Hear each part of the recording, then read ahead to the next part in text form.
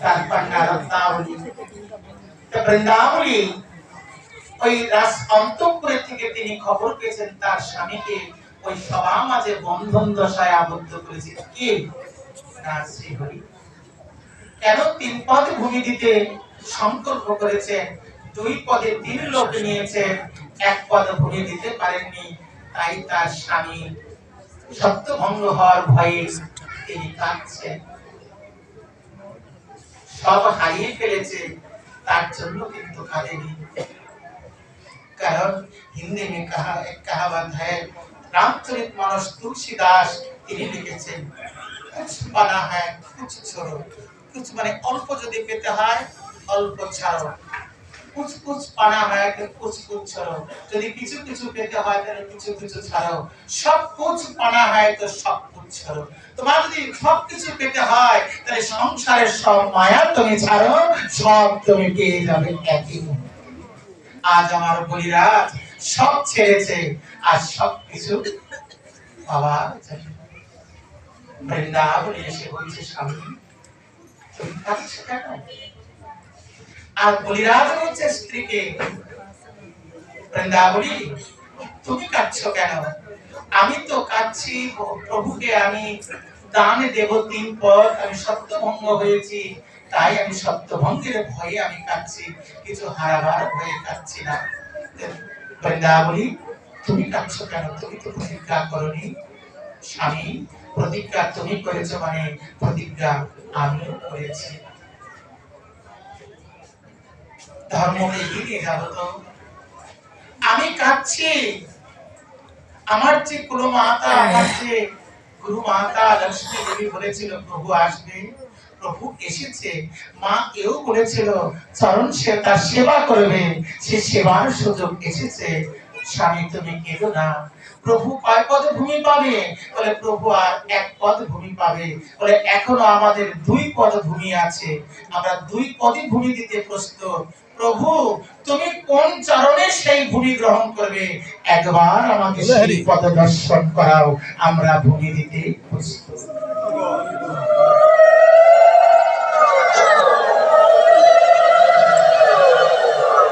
কেননা আমার গোবিন্দ তো 2 পদে, 1 পদে স্বর্গলোক অনন্তলোক বলতে যা বোঝায়, আর 1 পদে মর্তেলোক পাতাল তিনি নিয়েছেন।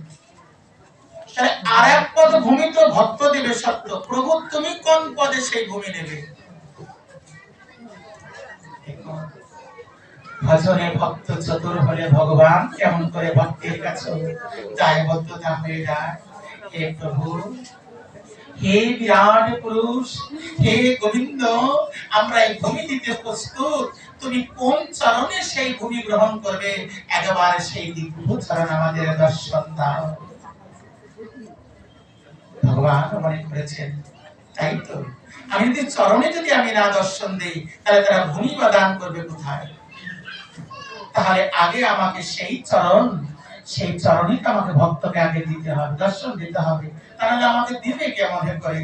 তাই তিনি যোগমায় আগে স্মরণ করে পালনহার শ্রীহরি তার নাভি পদ্মের থেকে সেই দিব্য চরণ তিনি প্রকাশ করলেন। দেবতাদের স্বর্গের দেবতাদের